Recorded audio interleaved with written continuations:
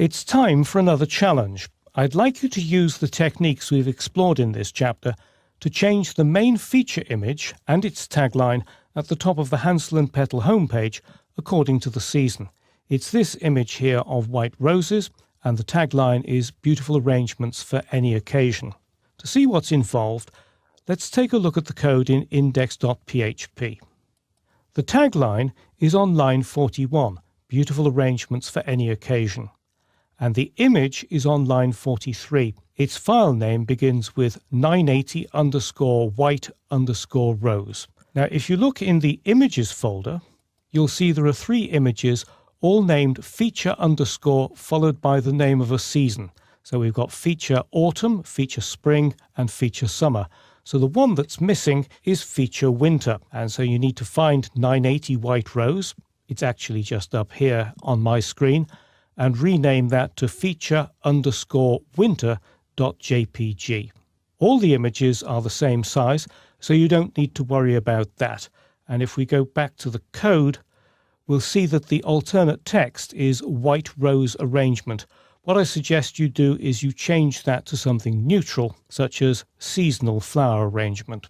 So all you need to do is to change the tagline on line 41 and the image on line 43. And to help you do that, I've created a couple of arrays. They're in a text file. You can find that in the h&p_check, and then the folder is 04_10, and it's called arrays.txt. And if we just open that, there are 2 arrays in there. The first one is an associative array called features, which contains the taglines.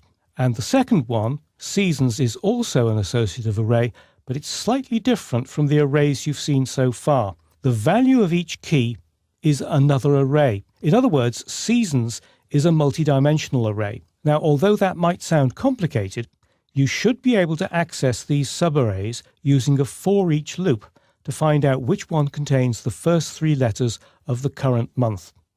And if we go back to index.php, right at the very top of the page, this variable month name stores the first 3 letters of the month in lowercase. So that should make it quite easy for you to find whether a particular array contains the first 3 letters of the month. So this is admittedly a much tougher challenge than the previous ones, but give it at least a few minutes thought before watching the solution.